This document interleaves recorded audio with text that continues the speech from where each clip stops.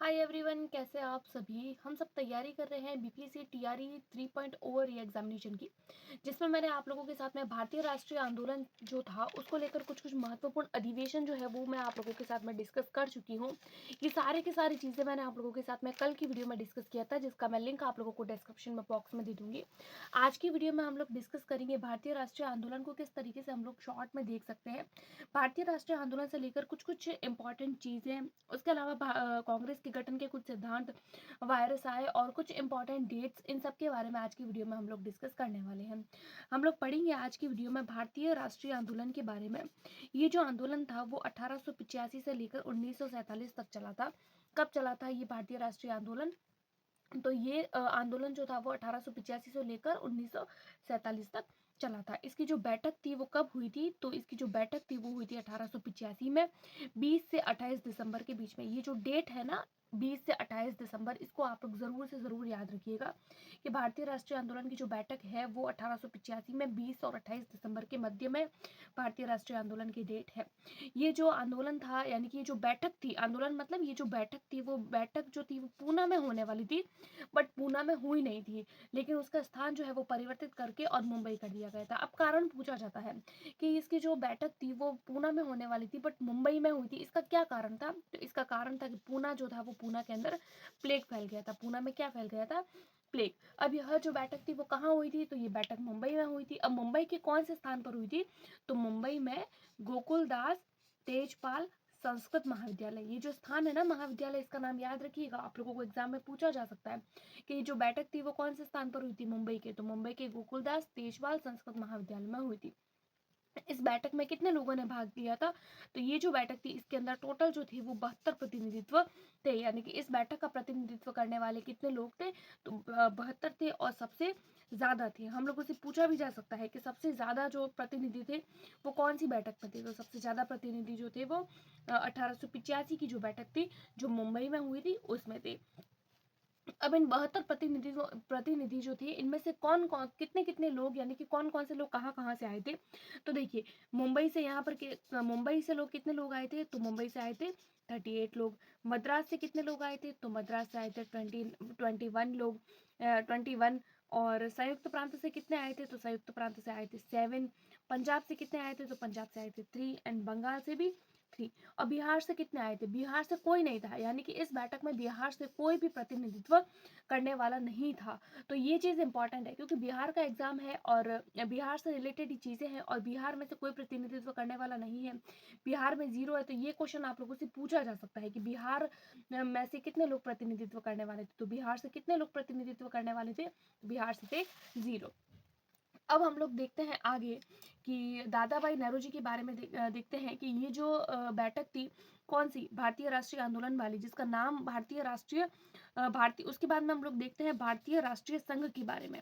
भारतीय राष्ट्रीय संघ के बारे में देखेंगे कि भारतीय राष्ट्रीय संघ जो है उसका प्रस्ताव कौन पेश करते हैं? तो दादा भाई नौरोजी। दादा भाई नौरोजी का भारतीय राष्ट्रीय आंदोलन में बहुत बड़ा योगदान है, और ये नाम जो है वो अपने आप में इम्पॉर्टेंट है। इसका प्रस्ताव कौन पेश करते हैं? तो इसका प्रस्ताव पेश करते हैं दादा भाई नौरोजी। भारतीय राष्ट्रीय आंदोलन जो भारतीय राष्ट्रीय संघ, जिसका पहले नाम भारतीय राष्ट्रीय संघ था, लेकिन कुछ समय पश्चात उसका नाम क्या कर दिया गया?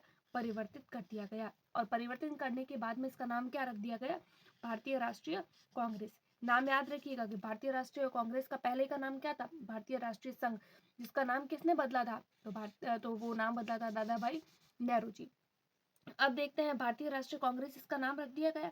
अब भारतीय राष्ट्रीय कांग्रेस की स्थापना कब हुई? तो 28 दिसंबर, डेट याद रखिएगा, 28 दिसंबर 1885, 28 दिसंबर 1885। उसके बाद में देखते हैं कि इस समय जो वायरसॉय थे, वायरसॉय कौन थे? Lord Dufferin. लॉर्ड डफरिन के बारे में भी एग्जाम में पूछा जाता है, तो ये नाम भी अपने आप में इम्पॉर्टेंट है। उसके बाद में देखते हैं कि भारतीय राष्ट्रीय कांग्रेस के प्रथम अध्यक्ष, क्या पूछ रहे हैं हम लोगों से? प्रथम अध्यक्ष। तो प्रथम अध्यक्ष कौन थे? व्योमेश चंद्र बनर्जी। इसके प्रथम अध्यक्ष जो थे वो थे व्योमेश चंद्र बनर्जी, और सचिव थे वो थे ए ओ ह्यूमे। तो ये नाम है, कुछ कुछ इंपॉर्टेंट नाम है जिसको आप लोग याद रखिएगा। उसके बाद में देखते हैं कांग्रेस का गठन हुआ है ना, भारतीय राष्ट्रीय कांग्रेस। तो कांग्रेस के गठन के कुछ सिद्धांत थे, सिद्धांत है, 3 सिद्धांत है। 3 सिद्धांतों के बारे में मैं आप लोगों को बताऊंगी।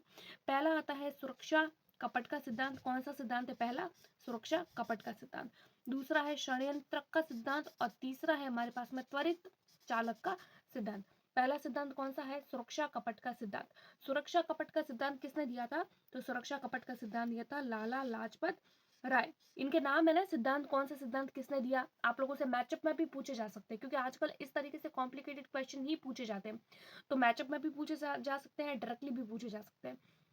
उनके सुरक्षा कपट का सिद्धांत किसने दिया? तो लाला लाजपत राय।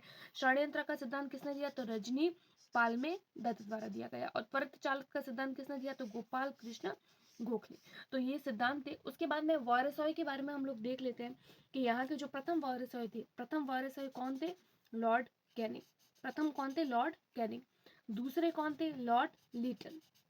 तीसरे कौन थे? Lord Ripon. और चौथे कौन थे? डफरिन।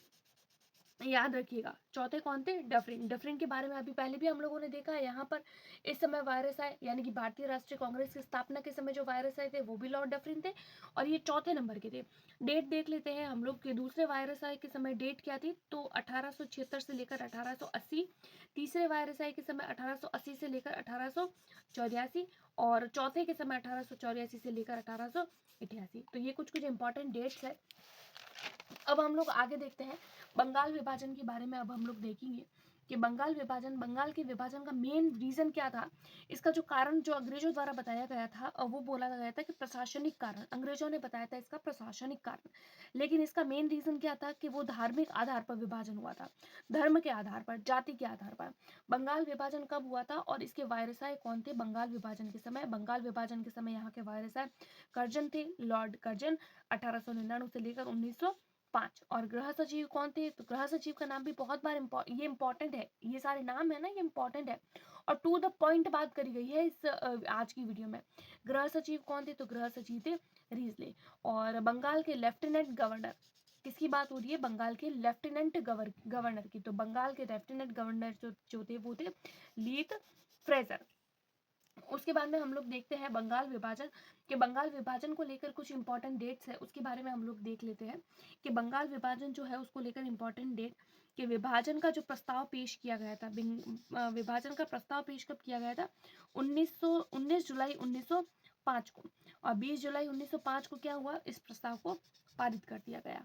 उसके बाद में आता है टाउन हॉल में बैठक हुई थी। टाउन हॉल कौन सा? कोलकाता का टाउन हॉल। टाउन हॉल में बैठक हुई, कब हुई? 7 अगस्त 1905 को। यानी प्रस्ताव पेश हुआ कब? 1905। विभाजन का पारित हुआ, देखिए 19 जुलाई 1905 को प्रस्ताव पारित किया गया, पेश किया गया 20 जुलाई को, यानी 19 को पेश किया है और 20 को पारित भी हो गया, और 7 अगस्त जो है वो बैठक भी हो गई। उसके बाद में आता है 16 अक्टूबर। डेट से याद रखिएगा, 16 अक्टूबर 1905 को इस विभाजन को लागू भी कर दिया गया। और जब विभाजन हुआ तो लोगों के अंदर शोक आ गया, इसलिए इसको जो है वो शोक दिवस के रूप में भी मनाया जाता है। तो बंगाल विभाजन के समय बंगाल में शोक दिवस कब मनाया जाता है? तो ये डेट है ना, 16 अक्टूबर 1905 को शोक दिवस के रूप में मनाया गया था पहली बार, और 16 अक्टूबर जो है वो बंगाल विभाजन की डेट है। तो इस डेट को आप लोग याद रखिएगा। आगे देखते हैं हम लोग फेडरेशन हॉल की स्थापना। ये कुछ इंपॉर्टेंट पॉइंट्स है, उसको हम लोग देख लेते हैं कि फेडरेशन हॉल की स्थापना जो है वो कब की गई। डेट है, डेट पूछी जा सकती है। 16 अक्टूबर फेडरेशन हॉल की स्थापना कब करी गई? 16 अक्टूबर को करी गई। और किसने करी? तो आनंद। देखिए फेडरेशन याद रख सकते हैं ना, फेडरेशन हॉल, फेडरेशन करने में क्या आता है? तो आनंद आता है। तो इसको आप लोग याद रख सकते हैं कि फेडरेशन को आप लोग कनेक्ट कर सकते हैं फैशन से, कि फैशन करने में क्या आता है? आनंद। तो फेडरेशन हॉल की स्थापना किसने की? आनंद मोहन बोस ने। कब करी? 16 अक्टूबर। और कहाँ करी? कोलकाता में। सारी की सारी चीजें जो है वो टू द पॉइंट बात करी गई है, वेरी वेरी इंपॉर्टेंट है। उसके बाद में हम कुछ और पॉइंट्स देख लेते हैं कि 16 अक्टूबर 1905, बात कहाँ की हो रही है? 16 अक्टूबर 1905 की हो रही है कोलकाता की बैठक में। कौन सी बैठक हुई थी? कोलकाता की बैठक में राष्ट्रीय शिक्षा परिषद की स्थापना करने का निर्णय लिया गया। तो राष्ट्रीय शिक्षा परिषद, नाम आप लोग याद रखिएगा, राष्ट्रीय शिक्षा परिषद की जो की स्थापना है वो 16 नवंबर 1905 कोलकाता की बैठक में इसको स्थापना करने का निर्णय लिया गया। उसके बाद में आगे हम कुछ इंपॉर्टेंट पॉइंट देख लेते हैं कि मुस्लिम लीग को लेकर भी क्वेश्चन पूछे गए थे। अभी जो बीपीएससी टीआरई 3.0 का पेपर हुआ था उसमें पूछा गया था, वो पेपर जो कैंसिल हुआ है तो उसमें मुस्लिम लीग को का गठन को लेकर क्वेश्चन पूछा गया है। तो मुस्लिम लीग का गठन कब हुआ था? तो मुस्लिम लीग का गठन हुआ था 30 दिसंबर 1906 को। इसका प्रथम अधिवेशन कब हुआ? प्रथम अधिवेशन हुआ था कराची में 1907 में। डेट है ना कॉन्टिन्यूस है, 1906, 1907 और 1908। और द्वितीय अधिवेशन इसका कब कहाँ हुआ था? तो अमृतसर में हुआ था और 1908 में हुआ था। इसके पहले अध्यक्ष कौन थे? तो अध्यक्ष इनके थे आगा खान। खान ही होंगे क्योंकि मुस्लिम है तो आगा खान। और इसका मुख्यालय कहाँ है? तो इसका मुख्यालय है ढाका में। इसका मुख्यालय याद रखिएगा। अब हम लोग देख लेते हैं मुजफ्फरपुर का बम कांड। तो मुजफ्फरपुर का बम कांड जो है वो कब हुआ? तो 30 अप्रैल 1908 को हुआ मुजफ्फरपुर का बम कांड, 30 अप्रैल 1908 को। और किसने बम फेंका था? क्योंकि बम कांड है तो किसी ने तो बम फेंका होगा। तो किसने बम फेंका था? तो प्रफुल्ल चाकी थे बम फेंकने वाले और दूसरे थे खुदीराम बोस। इन दोनों ने ही मिलकर बम फेंका था। और किसके ऊपर बम फेंकना था? तो बम फेंकना था कोलकाता के जो मजिस्ट्रेट थे। मजिस्ट्रेट कौन थे उस समय कोलकाता के? तो द किंग्स फोर्ड पर बम फेंकना था। कोलकाता के जो मजिस्ट्रेट थे ना, किंग्स फोर्ड उनके ऊपर फेंकना था। बट किस पे लग जाता है? प्रिंगले कैनेडी पर। बम किस पर लगता है? ये क्वेश्चन पूछा जा सकता है कि मुजफ्फरपुर का जो बम कांड हुआ था उस पर किस पर बम फेंकना था और किस पर लग जाता है? तो प्रिंगले कैनेडी पर बम लगता है। वह उनके ऊपर बम लगता है जिसके कारण उनकी बेटी की और उनकी जो वाइफ होती है यानी उनकी जो पत्नी होती है उनकी मृत्यु हो जाती है। अब हम लोग देखते हैं आगे की तरफ। इतना ही है, इतना ही पढ़ेंगे आज की वीडियो में और इसके आगे की वीडियो में आप लोगों के साथ में अगली नेक्स्ट वीडियो में शेयर करूंगी। आगे देखते हैं मार्ले मिंटो सुधार। मार्ले मिंटो सुधार कब हुआ था? तो ये नाम है ना, ये भी इम्पोर्टेंट है। मार्ले मिंटो सुधार जो है वो 1909 में हुआ था। क्या था ये? गांधी जी ने इस समय कहा था कि मार्ले मिंटो सुधार ने हमारा सर्वनाश कर लिया है। तो ये पूछा जा सकता है कि ऐसा कौन सी कथन है जो गांधी जी द्वारा कहा गया था और कौन से सुधार को लेकर कहा गया था? तो वो मार्ले मिंटो सुधार था। तो उन्होंने ही, गांधी जी ने कहा था। और मार्ले मिंटो सुधार ने हमारा सर्वनाश कर दिया है, ये किसने कहा था? तो गांधी जी ने। अब मार्ले और मिंटो नाम इसका क्यों रखा गया? तो देखिए, तो मार्ले इसमें से जो मार्ले थे वो भारत के राज्य सचिव थे। मार्ले जो थे वो कौन थे? भारत के राज्य सचिव। और मिंटो कौन थे? तो भारत के वायरस। ये नाम याद रखिएगा कि मार्ले मिंटो सुधार नाम क्यों पड़ा। अब हम लोग देखते हैं इस अधिनियम को भारतीय परिषद अधिनियम किस नाम से जाना जाता है? इसको भारतीय परिषद अधिनियम 1909 के नाम से भी जाना जाता है। किसको? मार्ले मिंटो सुधार को।